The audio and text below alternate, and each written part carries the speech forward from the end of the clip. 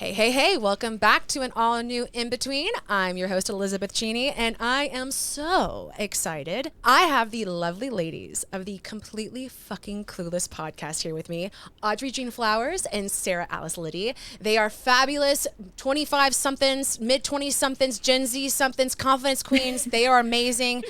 I met them on the internet. That's how we do things nowadays. But anywho, welcome to the In Between podcast. Howdy. Thank you. Hi, everyone. So happy to be here.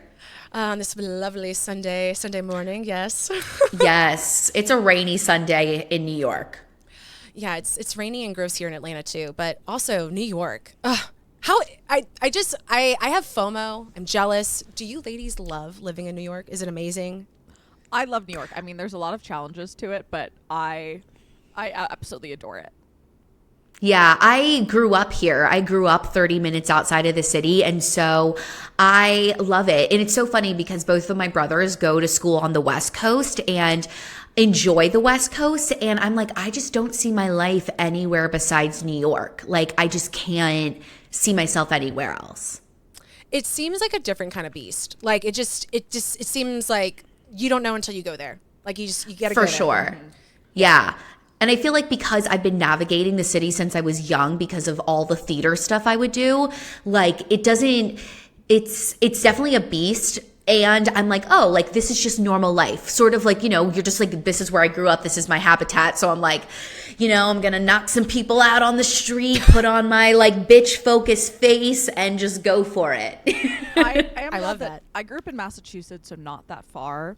And so I'm glad that it wasn't like completely new to me, because I definitely had a lot of friends who like when they moved to the city it was like New York, the city of dreams, and had very like idealistic views of it, which like is very fair, and I think a lot of people naturally have. I came here just enough growing up that I knew that like it is kind of a garbage fire, but it's our garbage fire.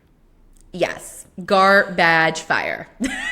Because I just feel like I'm gonna come off the plane or off the train and it's gonna be like New York, like just like waiting for me when I get off. So it's not like that. It's not. No, someone literally set my building. We put our trash out on the street, obviously, for them to pick it up. And a couple of months back, someone literally set it on fire and it melted 2 cars.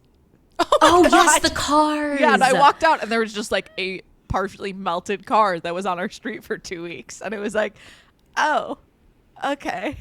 I don't even know what to say to that. Like that doesn't happen in Atlanta. I'll tell you that. But who pays for that? Like that's Insurance doesn't cover if your car gets accidentally lit on fire. That's what I was like thinking. Like, who's responsible for that? Oh gosh, interesting. Yeah, things happen in the city. Like I'll be on the subway. Like almost every time I'm on the subway, there is a moment where you're like, New York City, because somebody is just doing something fucking insane. And sometimes I'm that person. Like I'm literally like recording myself hand up like on the subway. And I bet people look at me and they're like, New York City. Like that's just it. But it's also like so amazing in that way because truly nobody gives a fuck. Like you just get to like do and be whoever you want. And I think like that's the nice thing about like being a content creator in the city is that, yeah, sometimes I'm like, oh God, I'm like filming myself on the subway. And then I'm like, you know what? Nobody gives a fuck. Like just do me. And there also are still like, I think for me, I plan on being in New York pretty long term, but I think what I would know is the sign that it's time for me to leave is if I don't still have moments that feel magical. Like there's still like, it is a really special, magical city. And like, yes. There is so many beautiful, wonderful things about it. And if I stop appreciating those and stop seeing like the wonder and beauty and magic in those someday, that's when I know like, maybe it's time to leave. I love that. I do not feel magic living in Atlanta. I'll tell you that. Atlanta's not it's not magical like New York. I mean, it's got great food, but I mean, so does New York. So I don't even know why I even said that. But yeah, I've never really been in New York, which is crazy because I was a theater kid, and so I've never been to Broadway. Which Audrey, like you're trying to get on Broadway, right? Like that's like what you're trying to do. Someday, my dad keeps asking when it's gonna happen, and I'm like, I'll tell you, Jeffrey, when it's gonna happen. I'll let you know. It's not that I'm like hiding it from you. It's so much harder than I think people realize. Because I know when we graduated from our musical theater program, I was still under the impression that like, not that it was easy, but I think it was going to be a little easier than I thought. It is so hard. It is so hard. And I think the entertainment industry as well, like just all the different like roadblocks that they've built up sometimes can therefore make it even harder. But it's so like cool getting to see not only Audrey, but other friends of ours, like trying to make the dream happen and like seeing all the steps that go into like making that dream happen. Well, I was going to say, before we started recording, Audrey didn't know that I was on the platform, and she was singing, and it was beautiful. Not that I would be like think anything otherwise. And she's just singing. I'm like, oh my God, this is lovely. This is so beautiful. So it's going to happen. Just don't give up. Don't give up. Thank you. Don't give up. I used to be, as a kid, I was known for singing when I went to the toilet. I love that. I love that. Toilet singer. Yeah. The toilet singer. Audrey June Flowers. Thank you, everybody. Yes, absolutely. So, okay, I love the vibes. New York. Y'all seem very New York. I feel like I would thrive in New York, but whatever. We're here in the South. So, Sarah, you were talking about like this is so New York, like when you're filming content on the subway, all of this. So I kind of want to talk real quick, like how did y'all get into content? How did you two meet? Like, were you college friends? Were you like, well, you said you grew up in Massachusetts, so I'm assuming not high school. And then what got you into podcasting and content creation? So we went to the same music theater program in college. And so our like class, which was our specific major in our grade, there was like 21 of us. And Sarah and I were like pretty good friends. We became closer in the pandemic because we were in the same pod together. So it was only us and like 3 other people that we could see at all our senior year with the pandemic. So we spent a lot of time together. It was like every single night it was like, so what are we doing? It's only us and we can only hang out with each other. So we're all hanging out, right? Like, what are we doing tonight? Watching more TV and drinking wine? Cool. That sounds amazing. I'm not gonna lie, that sounds amazing. That was the pandemic in college, was like us, like just trying to rage, like the 5 of us, like 5 girls, like we were just like, you know, trying to make the most of it. It was really hard, but yeah, we were. Yeah, it was, and being in a music theater program during the pandemic was just like especially hard because, I mean, the theater industry has still like massively changed since the pandemic. Like 12 Broadway shows are closing next month. Like it's fighting the hard fight, the theater industry. Yeah. Even and so still? Like even now, like after? Yeah, I think it's really hard for like like productions that don't have a big star or a big budget to really do well. Like the shows that are, you know, written by passionate theater people aren't really succeeding, and it's so sad to see because like those are really the magnificent stories that are being told. Not like that the, you know, big Moulin Rouge isn't great, but like it's not gonna be the same as like seeing something that's like very intimate and like very artistic, you know? Even in the rest of the cities, there's still a lot of empty storefronts. It's better than when I've been here about 2.5 years, and it's gotten better, but there are still way more storefronts and restaurants and everything empty than there used to be pre-pandemic. Interesting.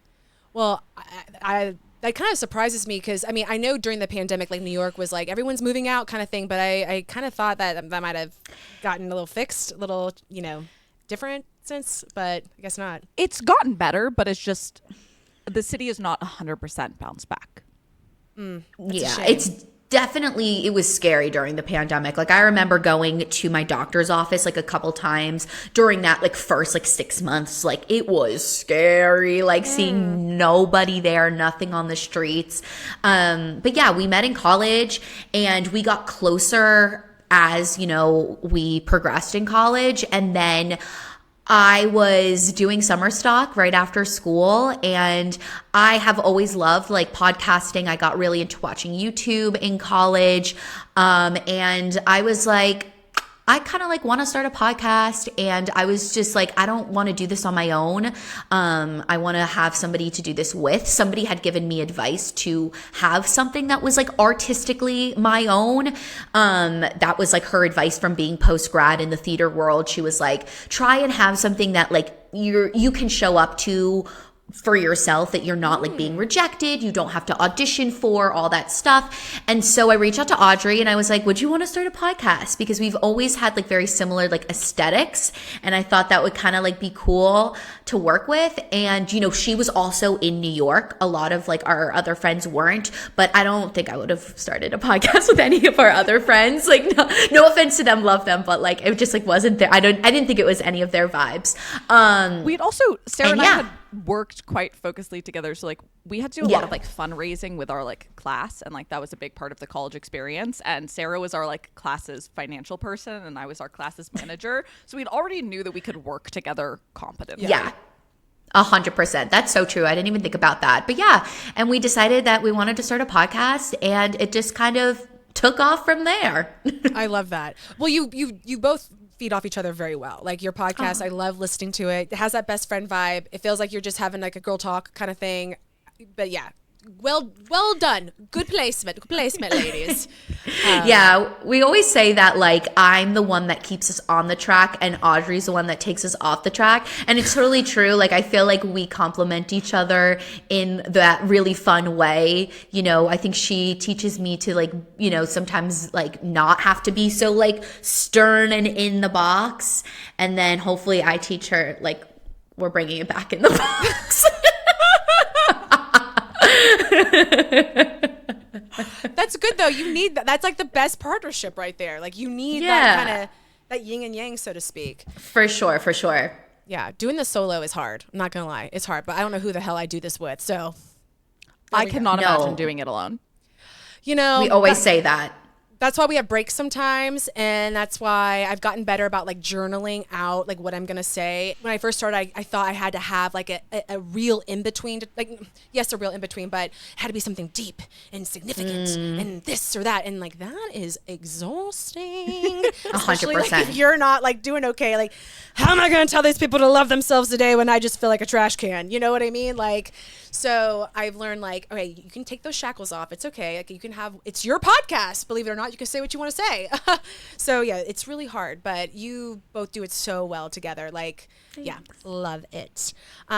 So talking about confidence, I love when you talk about like you're on the subway and you're like, I'm just filming content, and like I'll watch your content. I'm like, God, I wish I could make those videos, which again, I know I could technically, but I just can't do it like the aesthetic that you ladies like, and not even just you two, but like your generation seems to really capture. And it doesn't have to get into like a Gen Z versus millennial type thing, because I actually think out of all the generations, our two kind of really work well together. Because like we grew up on the internet, but y'all grew up on social media, so we have that together versus like the older generations who are just like, what's a printer? How do I open up a PDF?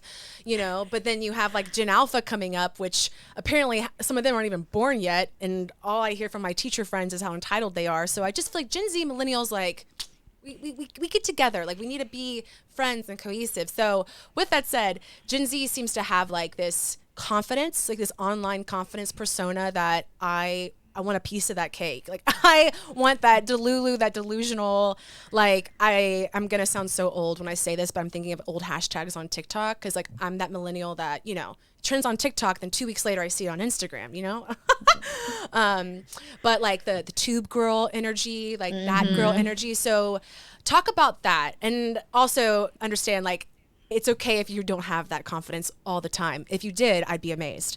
But let's speak to like the Gen Z confidence, which you guys think that online presence, is it an online presence or is it literally like internalize your persona? And yes, I am simplifying the entire generation to you two, but this is something I've thought about a lot actually. And my point of view has always kind of been, because I think that Gen Z has this sort of like nihilistic humor to it. And I think it's because, so like we're the very beginning of Gen Z. And so again, I have a lot of siblings spanning a lot of different generations. And so I've gotten to watch, and I think millennials were born when they were still sort of sold the promise of like the American dream. And like, if you do X, Y, and Z, you can blah, blah, blah. Whereas I think like we were born in a place where it's like, hey, the world's on fire. Good luck, figure it out. And we were never promised, like we were born into like, hey, the world's fucked. Good luck. And we were never told that we were going to be able to like buy the house, have the 2.5 kids. So I think there's always been this little bit of air of like, fuck it. Like, that's a great point, actually. Like, I thought about that, but I've never thought about it explicitly said like that. And that is a very valid point. Because you're right. We were kind of told, like millennials were told that dream and that reality. And then we got to that point and it's like, oh shit, this is not how we were told. And like, y'all didn't even have that fake out. You knew going in, I got my armor. This shit sucks. Like, we entered the party and shit was already on fire. And we were like, oh, so this isn't going to be a fun time. Okay. Yeah. I feel like for me, you know, my parents kind of, because I've always been into performing and theater and stuff like that, they kind of always gave me this go after your dreams. Like, you know, my dad, he works in finance and, you know, he did that to provide for his family. But he was like, you know, I think in his dream life, he would be like a sports like broadcaster, like radio host, like almost like a podcaster. I've told him to start a podcast. He's a great talker. And so he kind of always fed this like to my brothers and I, like, go after your dreams. And I think for me, that is kind of like what I've led with, you know, whether it was like, I want to be on Broadway or like kind of shifting post grad to like, you know, I'm seeing all these cool people online, like creating like things about their life. Like I want to do that too. And like you said, there are days where I wake up and I don't want to film and I don't film. I think like, you know, like the pressure conversation that we had on CFC, like, we put all these pressures on ourselves. And I think when you are creating content, you know, you hear the post 2 times a day, post on every platform, all of this. It is so hard to fucking keep up with. Like a new platform comes out every day and you can only do your best. And you like, if you're doing this on top of having a full-time job, like whatever. So I just try and bring like, if I'm like, oh, I really want to film today, like that's the day I'm going to film because I'm going to show up as like my best like self to that filming. You know, I never do it when I don't want to do it. And even, you know, there are days I got to say when we podcast that I'm like not 100% in it, but usually once I get like 20% into it, I'm like good to go. So sometimes it's even just like, you know, taking the step like, all right, maybe if I start this, I'll feel that confidence. I'll want to go into it. But if I don't, like, it's okay to back out, like whatever. But I think, yeah, it is really being Delulu. Like on the subway, like I have just learned, you know what? People are going to stare. They're going to be like, what the fuck is this girl doing? But I have a dream and I want to make that dream happen. Ooh. And at the end of the day, like who cares what this person thinks? Because like in a year, in a couple months, like I could be like living my dream and it's because I took this risk of like filming my life and, you know, being cringe. I love Tess Barkley on TikTok because she always talks about embracing like the cringe of it all. And it really is. It's kind of cringy. I know like a confidence goal of mine that I have right now is posting more on my Instagram. For some reason, like I'm so out there on my TikTok, like I do not care. But for some reason, Instagram feels like still like people from high school are watching. And so it's been a little bit harder for me to like post my stuff on Instagram, but I'm trying to like slowly just do it and like embrace it. I feel that about TikTok. Like I always joke and say TikTok is my sandbox. Like, yeah, you know, I haven't posted since I lost Luna in November, but I want to get back into it. I'm getting back that motivation. And also I need some sense of like normalcy, you know? Sure. But TikTok is like, I have that exact same mindset. Like, I'm going to do whatever the fuck I want on TikTok. Just be crazy. And then I get on Instagram and I'm like, oh, God. Literally. I get shy. I'm like, oh my God, like people from high school are watching this. People are liking it from high school. And it's just like, yeah, I'm trying to just be like, who cares? Like at the end of the day, this is like what I'm enjoying doing right now. And I'm just going to give it my all. I love what you said about like, it's cringe, yes, but like in a year, 6 months, I'm living my dream. Like that was very powerful. And I think I'm going to take a little note from that one because it's true. Like I will overthink something and then I'll think, well, who cares about this? And I'm like, well, I'm watching content like this. So obviously I care. So like, obviously somebody else is going to care. Right. I think in the world, there's like kind of a thing of where it's embarrassing to care about something too much. And it's like, that's so silly. Just let me care about my dumb thing. Like my favorite TV show that I'm like very passionately invested in is a Dungeons and Dragons TV show. And is that incredibly silly? Yeah. I love Dungeons and Dragons. Yeah. It's okay to care about things. Like, it is 100%. Yeah, because if you look at all the people, like, let's say, like, you know, I think there's a lot of influencers in New York that a lot of people know and follow and love. Like, they decided one day to pick up a camera and start filming themselves out on the streets or taking photos. And like, Audrey and I have done it before. Like, it is so awkward at points when people are walking past you on the street and you're taking pictures and TikToks and stuff. But I think the more you do it, the more you're like, I don't give a fuck, because like practice like makes you feel like, all right, like I am building this confidence here. And then, yeah, kind of like what I said, like you never know what can happen by like posting online and shooting your shot. And, you know, whether it happens in a month or years, like I feel like I've watched different content creators who have had all the different types of journeys of building an audience. And so I just try and remind myself, like, you know, you are fighting the hard fight. You're showing up in the best ways that you can. And that's enough. I love that. Hell yeah. Thanks. Talk about that Gen Z confidence. Let's get that like goodness. I try. You know, telling yourself this stuff, I think, like Audrey talks about this a lot on our podcast, like what you tell yourself is like what you're going to believe. And look, there are days, like I mentioned a little while ago, like I had a really hard week mentally because I was sick. And so I'm feeling like, oh my God, I'm not doing enough. Like, but then like I have to, you know, shift my mindset and say like, wait, let's pause for a second. Like, let's look at what you actually did this week. I cut 6 clips while still having COVID and we're posting them online and we're showing up today. Like, you know, like give yourself more credit. That's definitely a good rule of thumb. Yeah. Well, my next question I was going to ask is, do you feel like your generation is more online? Do you feel the pressure to post? Because like I noticed the type of content that really is popular is like the day in a life, the get ready with me. Like it's just like life stuff. Yeah. And maybe one day I will be good at capturing all those little moments. I'm not. I'm like that person who's like, oh, that was a great meal, but I've already eaten it. So what am I gonna take a picture of? The empty plate? But do you feel, one, pressure to constantly post and share your life? 2, do you feel like your generation is too online? And just kind of talk around those themes. I constantly say that I'm glad that we grew up when we did. Like, I'm really glad that social media was not really a thing when we were kids. Like, I'm so thankful that even like that iPhones weren't a thing when I was a kid. I'm incredibly thankful for that, because I think that there are a lot of downsides that are negative for our fully developed adult brains, much less for a child.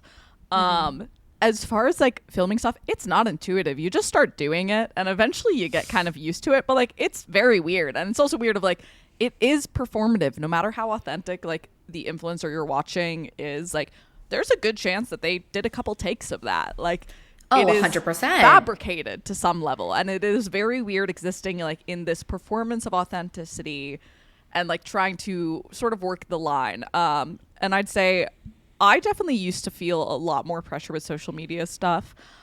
I think kind of like hitting the sort of like bottom of the pit that I kind of did has like kind of made it like, I sometimes will go weeks without posting anything on social media. Is it probably the smartest thing long term? No, but if I really don't want to and I'm not enjoying it, it's A, I don't want to make myself do something I'm not going to enjoy, and B, it's not going to be very good content if you're forcing yourself to. Like, yeah. I think you have to sort of find the balance, but I think you got to get okay with like just stepping away from it, because it can be horribly toxic. Yeah. You know, Audrey, it's so funny that you talk about like our childhood and not growing up with it. This morning, actually, I was like looking on Instagram and I saw Scott Disick was, you know, had like all the Kardashian little kids over. And what were they doing? They were filming TikToks. Like he was like, all the girls are over and they're all like shooting TikToks and things like that. And look, do I think that it's a way for these kids to perform and express themselves? It's a part of culture, 100%. But like, I am so happy that I didn't grow up like making TikToks for fun. Like I played with American Girl dolls and like I was a nanny for a year post grad, and I just saw like the lack of imagination in kids, and like all they want to do is sit on YouTube and do these things. And I totally get it, but I'm like, wait, what happened to like playing house and like in using your imagination and things like that? So I think it's this double-edged sword, and I think for me, now I have a 9 to 5 that is in social media. And so I am constantly online. Like, it is wild how much I am online. And something that I have to catch myself sometimes doing is like, I need to take myself offline. And usually is when my weekends are when I kind of take myself offline, like spending time with my friends or my partner. Like, I really try to step back, especially from TikTok, and not like be on it so much. But I agree with what Audrey said. Like, I think you just get into the habit of picking up the camera. I know for me that something that helped me in my content creation was figuring out like what I do on a daily basis that I like to film. Like, I tried the whole getting ready with me thing, and I don't enjoy, like, I find it very hard to do my makeup and talk at the same time. Like, it was, and I think a lot of people do, but like, I get it's a trend, but I was like, this just doesn't feel natural for me. And also, I know for me, doing my makeup is kind of like me time. Like, it is a time where I decompress. I like to put on a YouTube video or the show I'm watching and take that time for me. I noticed that the same thing in the morning when I would film like morning routines. Like, I'm trying to get ready, I'm rushing all over the place and then trying to film it. It wasn't working naturally. And so for me, I figured out that like when I'm commuting to work was the perfect time for me to show my life and who I am. And it kind of stuck and people enjoyed it. And I think it like, sure, I think it's like you're commuting with somebody to work, but also it felt like I wasn't forcing anything. Like, it's just like me shooting my life. Except for the hook at the beginning. I will shoot that multiple times and I will shoot different versions of me. That's just like the social media strategist in me. But, I think it's a balance of like your life and the strategy. And that can be hard. And it's interesting because like the type of content generally is like your life. It's such an interesting dynamic, as I feel like when I was growing up, the YouTube skits were like that, like skits. It was like scenes and like cutesy, and like there's still that, and that's still great, and I love that. But it is interesting the social norm direction we're going, where like the life is online, but yet somehow it's still not exactly like too much. I don't know how to say it. So I don't know. I just.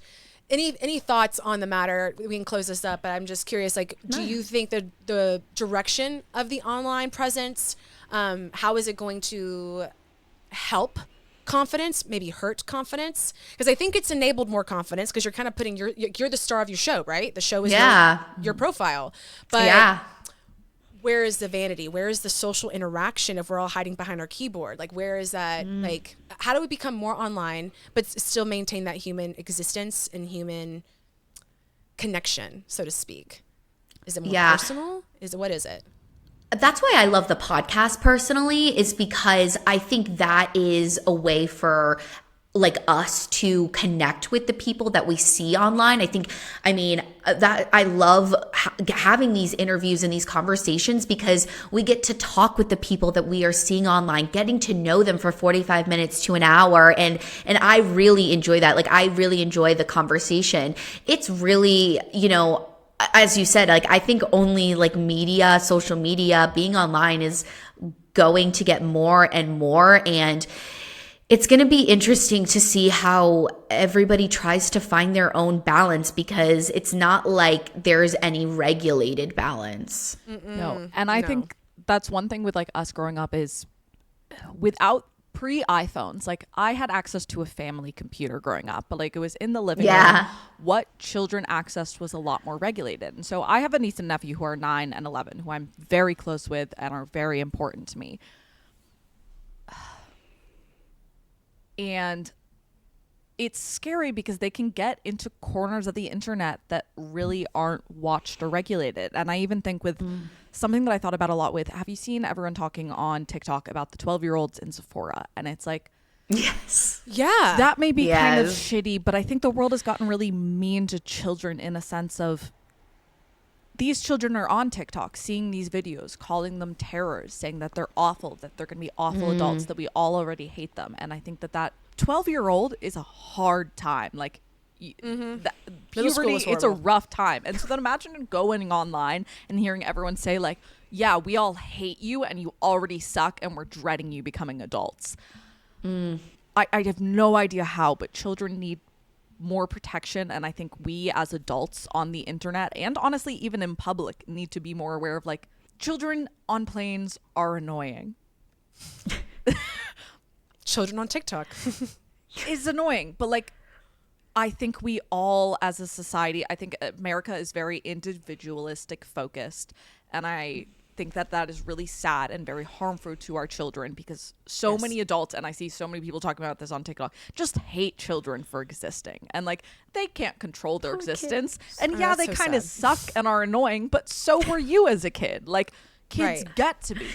And I've gotten kind of off topic here, but I think we as a society need to be kinder to children, and we need to come up with better ways to protect them online, and I have no idea how. And if I think about my middle school self, like I like think the Sephora kid thing is like kind of funny. But when I really sat back and thought about it, I'm like, if I think about myself at their age, like I was doing like the same thing because my environment was telling me, like, for example, like the Juicy Couture sweatsuit was like the thing to have. So like I was wearing the Juicy Couture sweatsuit to school, and they're just doing like what they're seeing is the it thing, which is like doing these skincare videos. And sure, maybe it doesn't make any sense. Like me having like an $100 sweatsuit at 12 years old was ridiculous, right? But like, I think it's just like a product of their environment, but it's just like so crazy to see because at their age, what we were doing was so different. And you know, like the iPad kid and all of those things, like it's just so different than how like we grew up. And I do think that as these kids are getting older, there is a weird sense of blame that we are putting on them that kind of reminds me of like how like our generation kind of almost ended smoking, and then vapes became a thing, and it's like very mad and anger at like these young kids for starting vaping and for vaping so much. And it's like, well, I don't know if we should blame the 16-year-old who got addicted to a vape. I maybe think we should blame the adults who actively marketed to children. Right. And I just think as a general sweeping society, we've lost a lot of empathy, and yes, 1000%. Wish there was so much more kindness in the world. That's why we need the in-between and CFC, because that's what we're putting out there. Like, seriously, it's true though. I also wonder if like the cringe, I mean, the young children are doing what like they see, right? And maybe the narrative of like, oh, they're not good, they're like entitled this and this, is because they also feel a pressure to be grown. You know, like I can't imagine being a 12-year-old on social media nowadays where like it's saturation over saturation. Like one, can't think about like the comparison, like comparing myself to everyone. It's crazy. But two, like, I mean, when I was 13, I had snaggle teeth, I had acne, I was awkward as hell. And I see 12-year-olds nowadays, 13, I'm like, why is she hot? That's weird. Like, that's like, you know, but it's like, being online, you said earlier, double-edged sword. Like, it's great. Yeah. You learn, but you also like the dysregulation and the feeling need to be grown and the attention that comes from that. I don't know. It is alarming. It is. I remember in middle school when everybody started getting Facebooks, because like that was the thing. I, in 8th grade, made a PowerPoint to convince my parents to get like, let me have a Facebook because all my friends had one. And they let me.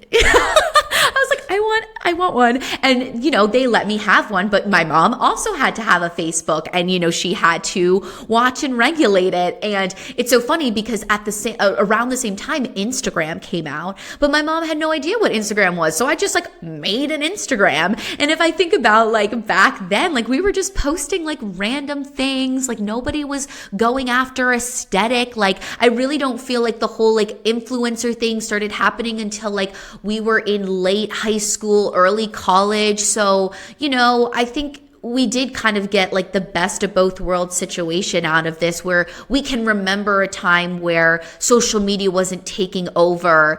And I think we can pull ourselves out of it. Like sometimes I'll be scrolling and I'm like, girl, you've been on this thing for way too long. Like it is time to hop off and, you know, try and experience life and world, because, you know, that's what's going to matter.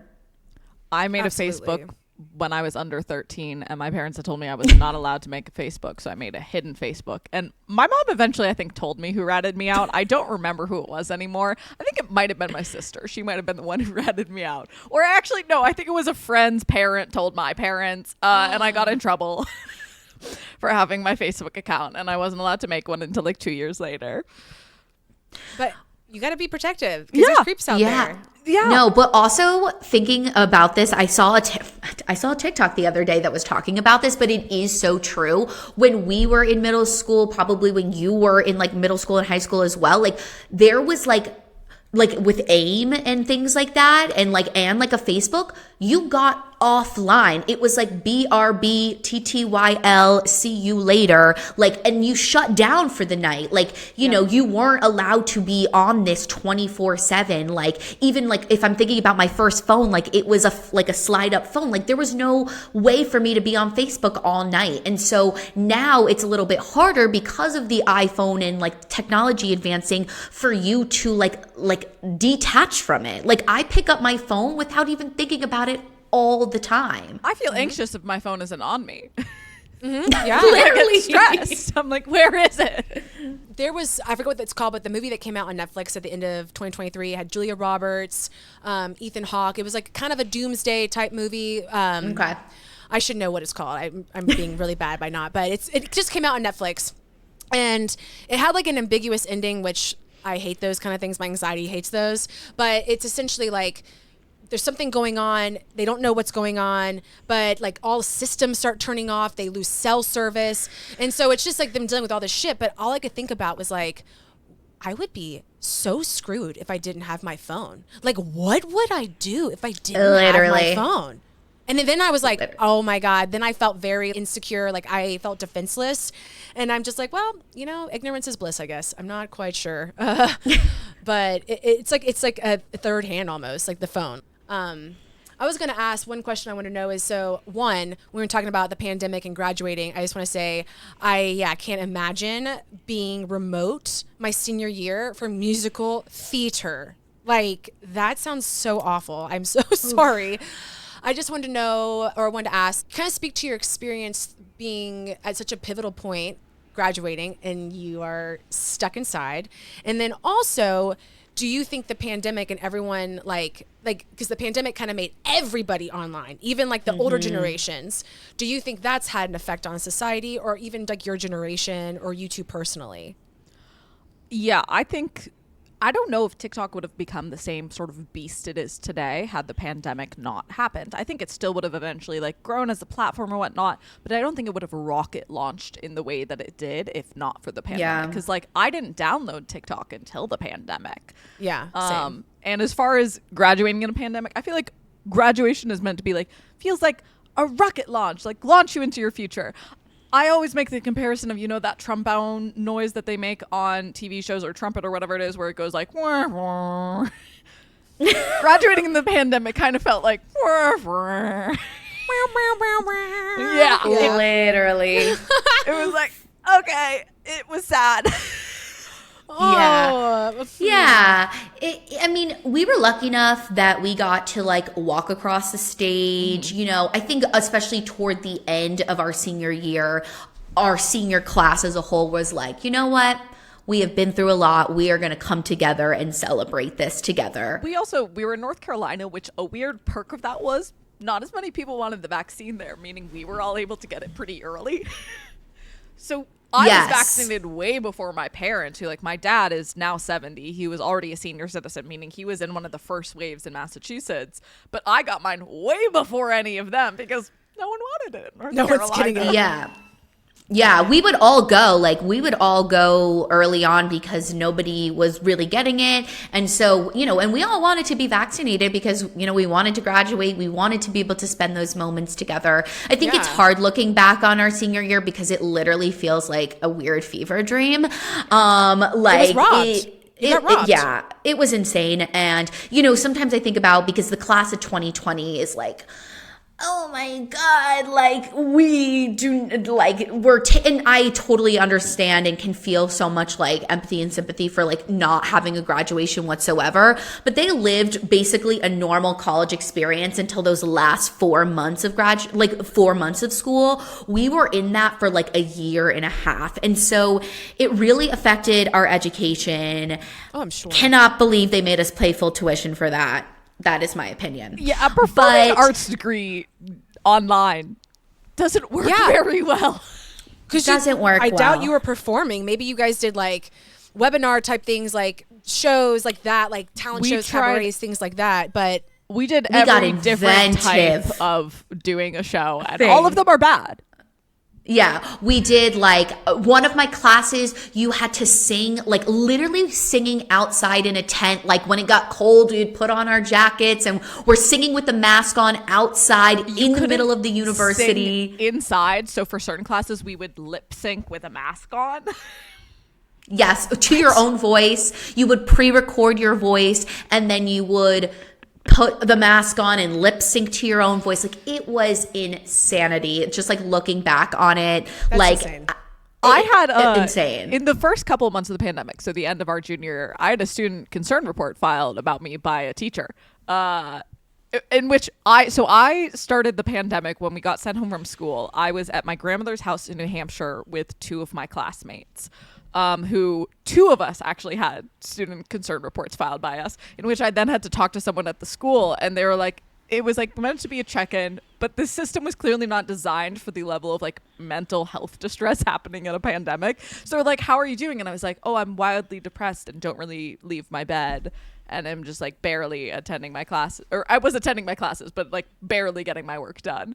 And they were like, okay. And I was like, okay, bye, I guess. Oh my God. That wasn't very helpful. And my friend, who was also losing his mind, decided to start torturing his person. So the person would be like, how are you doing? I know this is a really hard time. And my friend would be like, no, how are you doing? This must be a really hard time for you. And I'm sure this full-grown adult thought my friend was the biggest asshole in the world, but we thought it was very funny. I think that's funny. Yeah, luckily our teachers were very understanding, and I feel like they really were like, look, do what you can, sort of a vibe. Like I remember a class my senior year, I did not like show up for like 3 weeks. Like, you know, like they really were gentle with us, and they were kind of with do the best you can effort. That's good. Yeah. And then I think like graduating from that situation, you're kind of like, where does my life go from here? Because especially during the time that we graduated, like it was only 2021, like things weren't like fully catapulted like back.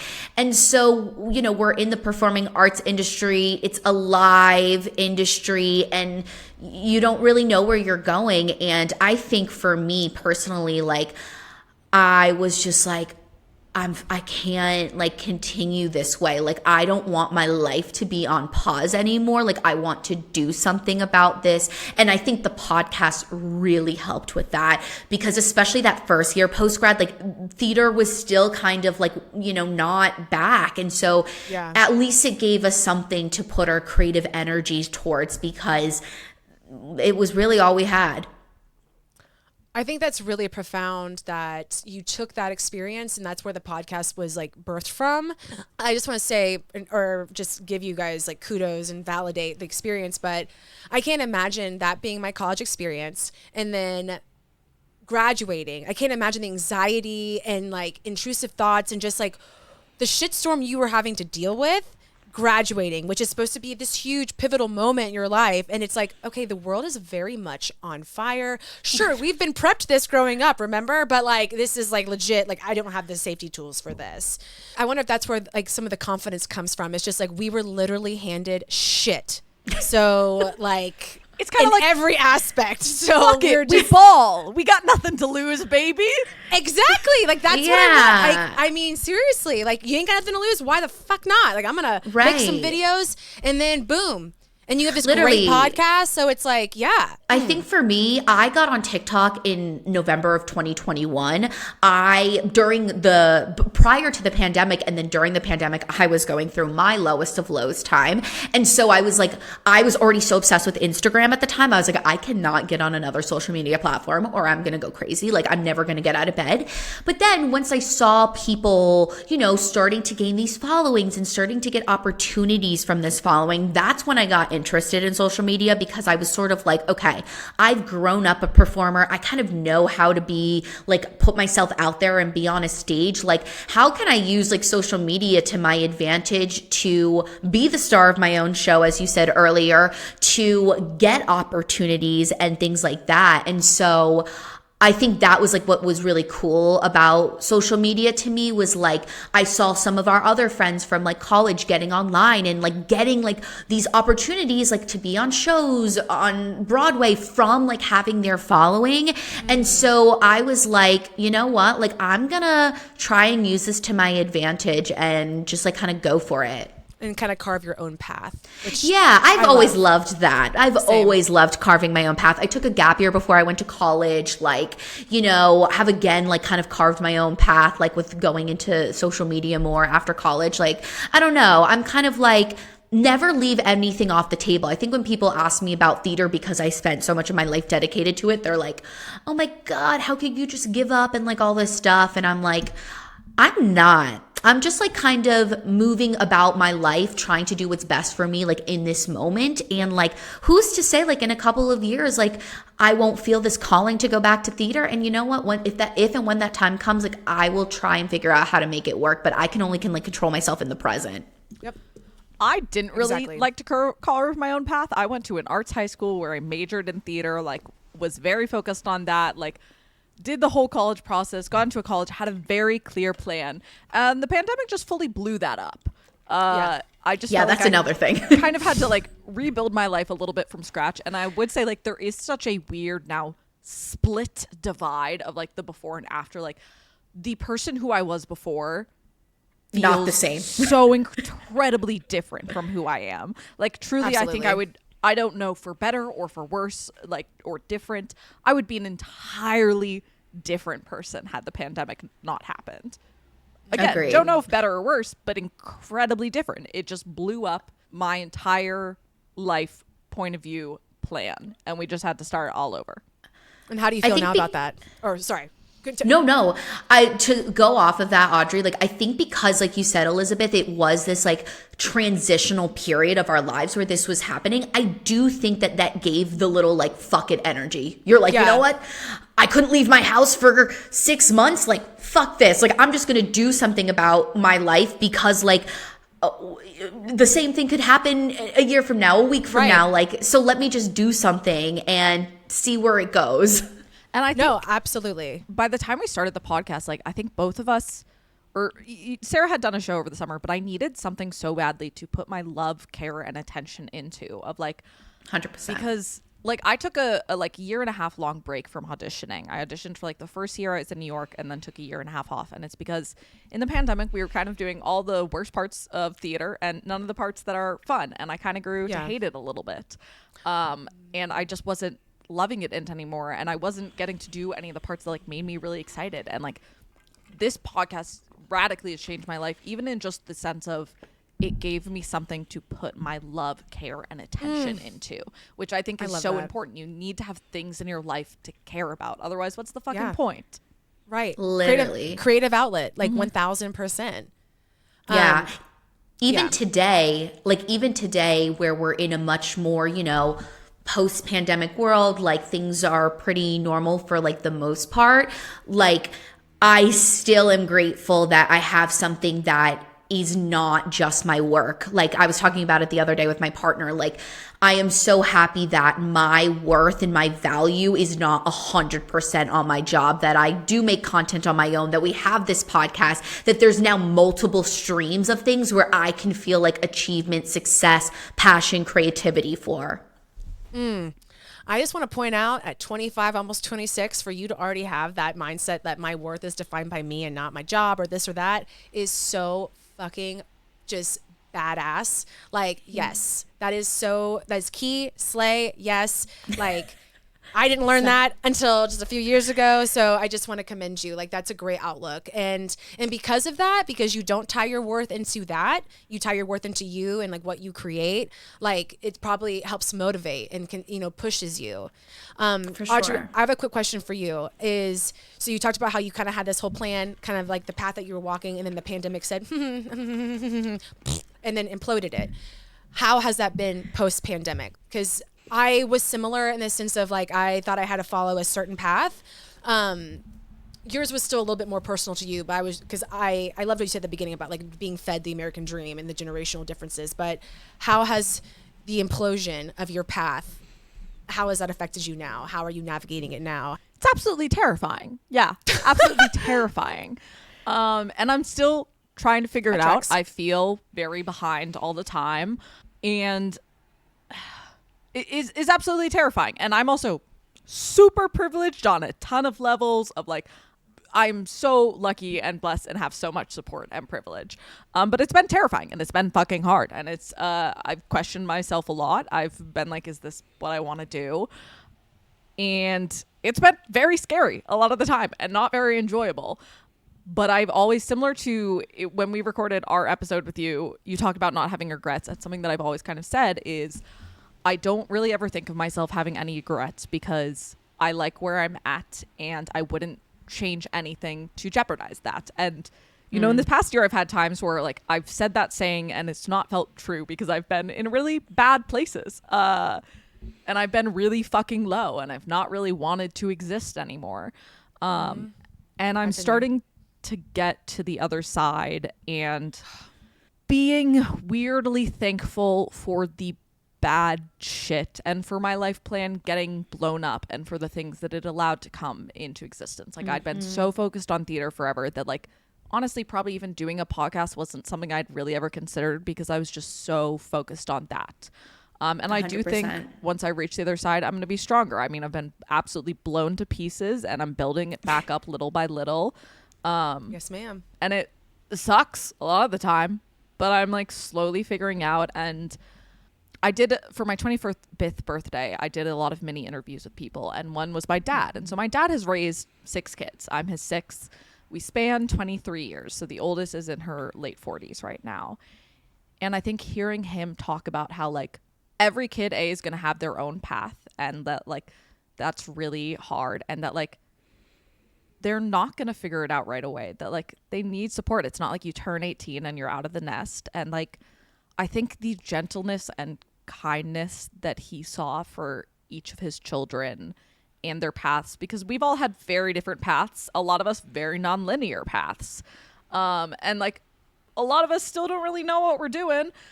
That's okay. But I think the kindness and the way he saw it, of he was so proud of us regardless of our accomplishments, really made me feel more kindness towards past me. Got a little bit lost in that, but that's my long roundabout answer. No, that was beautiful. And thank you for sharing your truth and your vulnerability. I think that's beautiful that you've recognized that. And I want you to know something, like for me in my 20s, it was figuring out my path, figuring out and learning that it's okay that I don't have it figured out. Figuring out that the unknown, which used to terrify the shit out of me. Like I have very bad anxiety. So unknown, inconsistency, no like loose ends. I don't like that. You know what I mean? Like do not. And leaning into the unknown, the non-predicted path, that was like, stab me in all the, like everywhere. Like I can't handle that. And I have learned that through, self-growth, self-love, loving myself, leaning into that unknown, the opportunity is endless.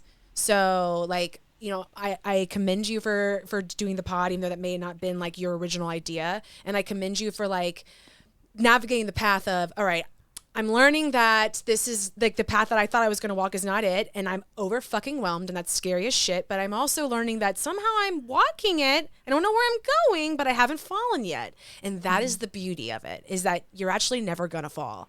And the more you walk the unknown path, the more you get comfortable with it, because you know, it's not like the end of the world doesn't meet. It doesn't happen. You don't fall. Yes. So Yeah.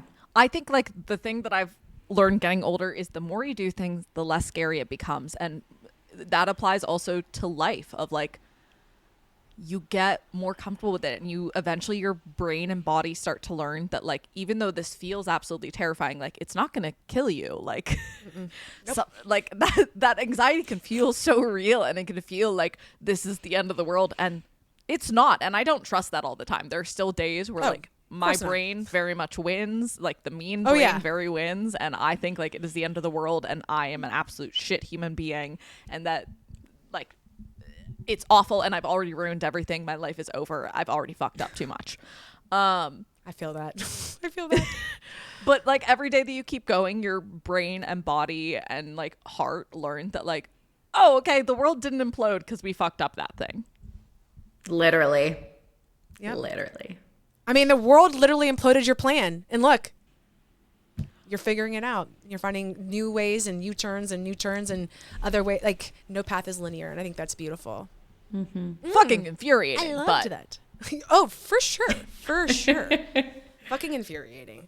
But thank you. That was really beautifully said. And it's really cool. Like, I know I'm not that much older than you ladies, but it is like cool to hear your stories because I'm like, I remember like just, I think the 20s is truly like, I don't even want to just say finding your path because I think you mentioned this, Sarah, when we were recording for CFC, but like you can find it in your 30s, you can find your path in your 40s, your 50s, but your 20s is about just trusting that whatever path you find or path you land on or path you crisscross with, as long as you trust you, like it's all going to work out, even if you can't see that. Yeah, I feel like like a similar, I don't know who mentioned this, but maybe similar to your sister, Audrey. My mom, when she was in her 40s, I was in high school. My mom never finished her undergraduate degree. And so she went back to school at NYU and got a degree in psychology. And then she went on to Columbia and got her master's in social work. And so I just feel like watching that at her, like in her 40s, and now she's a very successful therapist, and it is so amazing. Like just watching her like go on that journey kind of like also taught me like really you can make dreams happen at any age, whatever it may be. And so, you know, I think it's hard. There are definitely days, like Audrey said, where my brain does not want to, you know, remember the rational like thing where it's like, hey, like, you're still just 25. You're trying to figure yourself out. Like some days I just want to have it all figured out. I want the podcast to be like #1 on Spotify, like all these things. But like, I also like I try and remember too that like, you know, like I said earlier, you're putting in the fight, you're showing up, you're giving your best effort. And I really do feel like at the end of the day, that will be like rewarded in whatever way that comes. Completely agree. Yeah. Oh, this has been this has been a great conversation. I feel so empowered. I'm like, I'm going to leave this and go record content. Yay! I love it. Oh gosh. I'm like, you know, who cares? Who cares? Everyone's staring at me. Jeez. Literally. We're on a rock flying violently through space. Might as well have some fun. Right? I think about that actually pretty often. When I get like really like in my head about some shit, I'm like, wait a second. We are a speck on a blue rock that is actually also a bigger speck, but still a speck, and like just floating out here in nothingness. Like, yeah, it's that will humble you just a little bit, or it'll spiral you even more. Yeah, you can't think about it for too long. Then it gets scary. No. Because then you're like looking at like conspiracy theories, and you're like, is this a simulation? Did I take the wrong pill? Like, what is happening? Yeah, I feel that. Yeah. Although I do love to introspect sometimes, but I have to be careful. I'm in a good headspace when I do it. Because, yeah, it'd be like that. Okay, well, last question. Just and I apologize I didn't send this to you beforehand, but I'm just curious, what in-betweens are you currently navigating? It can be big, small. It could be stupid. It could be empowering. Whatever. I'm in the midst of restarting my like first proper audition season, and I'm like, my book isn't fully built out, so we're just kind of pasting shit together a little bit, pulling out shit that's like from high school, and we're like, let's hope this works. That's exciting. When does audition season start? It's like January through March is one of the main audition seasons. All right. Well, break a leg. Thank you. Slaying. Snaps for Audrey. Slaying, sliving. So my in between is I feel like I am in this like learning to become a financially independent adult. I've been very privileged my whole life with, parental help. And now I have my big girl job. I moved out. And so I'm learning, how to budget and all of these things. And, very new in this in between. And so I'm very like, that stage of the in-between. So I feel like it's going to be a big in-between for me this like entire year of like my life is, learning to budget, how to spend my money, paying rent, all of those things. When you figure it out, let me know. Actually, this is a great time to plug. I have a guest coming on. She's like a financial advisor for like very rich people and tell them how to spend their money. We're recording in February, so we'll have a financial conversation. And her thing is about like your relationship with money and the shame attached to it. So like us joking about how we can't budget, but like deep down we're like, fuck, are we stupid? She helps like disband like societal norms, even gender norms in like how we approach money. So little plug. Ooh, I will listen to that because I think that's the hardest thing about like money for me is like your relationship with it and how you feel about it. And it, for me with a girl with anxiety, it makes me anxious. I'm like, So it's definitely a crazy in between. Like, learning it's money. It's not really something you're taught, or I feel like it's something that like parents sometimes teach, but like if your parents don't teach you anything about it, good luck. Figure it out, bitch. Literally. Or they're just like, save money. I'm like, great. Right. Like, okay, cool. How do I do that? What's a budget? How much do I save? Like, I get that. So, all right. 100%. Well, you ladies are fabulous. So where can all my listeners find you? Because they definitely want to follow you after this. Oh, thank you. My personal pages are all at Sarah Alice Liddy. And then Audrey, you want to give your personal? My personal Instagram is a.j.flowers and my TikTok is something else. I don't know. Look up Audrey Flowers. It'll probably come up. She has 2 different usernames. And then you can follow us on Instagram at completely fucking clueless. And on TikTok and YouTube at completely FCKING clueless. Woohoo. Love it. And I'll make sure I link you all in the show notes. So there's that. But all right, everyone. Thank you so much for joining us on this week's In Between. And you can follow me on Instagram at ElizabethCheney_ and the podcast at In.BetweenPod. Follow me on YouTube and TikTok at the In Between Podcast. So we'll see you next week on an all new In Between. Bye.